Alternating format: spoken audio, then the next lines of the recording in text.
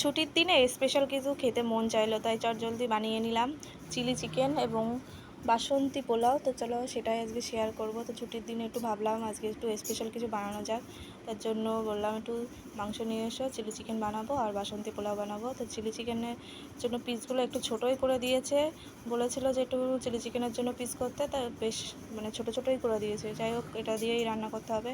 তো আমি সব কিছু মাখিয়ে নেব, মাখিয়ে নিয়ে ম্যারিনেট করব। যদি সব কিছু উপকরণ হাতের কাছে থাকে তাহলে কিন্তু রান্না করতে খুবই ভালো লাগে। আর যদি উপকরণগুলো যদি গোছাতে করতে কিন্তু রান্না করতে কিন্তু অনেক টাইমই লাগে।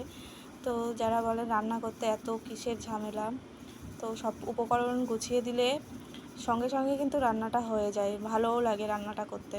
তো একা হাতে এইগুলো সব গুছিয়ে তারপরে রান্না করব, ওই জন্য একটু টাইমই লাগে। আর কি করব, যাই হোক, বাচ্চা নিয়ে একা খেতে একটু মন চাইলো, তো বানিয়ে ফেললাম। কষ্ট করে একটু বানাতে হবে খাওয়ার জন্য। এগুলো কিন্তু কিনতেই পাওয়া যায়, কিন্তু কেনাটা নিজের হাতে তৈরি করে খাওয়াটার মজাই কিন্তু আলাদা। তো বানিয়ে নিলাম। এগুলো ম্যারিনেট করে রেখে আধা ঘন্টা কি 1 ঘন্টা রেখে দিয়েছিলাম। তারপরে আমি এগুলোকে ফ্রাই করে নেবো ভালোভাবে, লাল লাল করে ফ্রাই করে নিতে হবে।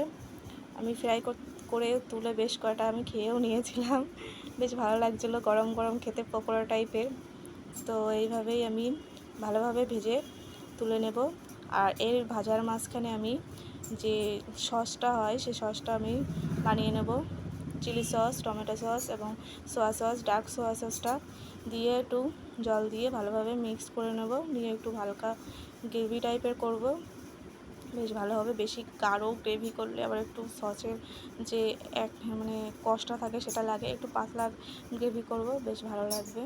জল দিয়ে গ্রেভি করে নেব। আর ওদিকে আমি এগুলোকে ভালোভাবে কিন্তু ফ্রাই করে নিচ্ছিলাম, লাল লাল করে ফ্রাই করে নিয়েই এই যে তেলটা ছিল তার উপরে একটু হালকা একটু তেল দিয়ে এই তেলেই কিন্তু রান্না করে নেব।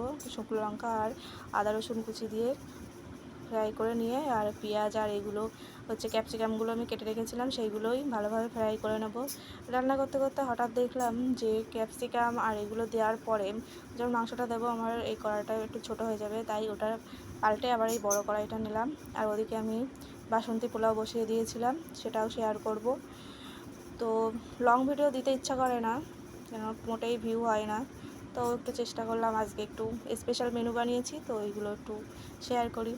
তো এইগুলো ভালোভাবে ভাজার পরে আমি যে গ্রেভিটা বানিয়েছিলাম গ্রেভিটা দিয়ে ভালোভাবে ফুটিয়ে নিয়ে মাংসটা দিয়ে দিলাম। দেখেন কালারটা জাস্ট অসাধারণ এসেছে, ফিল্টার ছাড়াই কিন্তু এই কালারটা, কোনো ফিল্টার দিইনি এখনও পর্যন্ত। বেশ ওয়াও হয়ে গেছিলো। কেমন লাগলো জানা।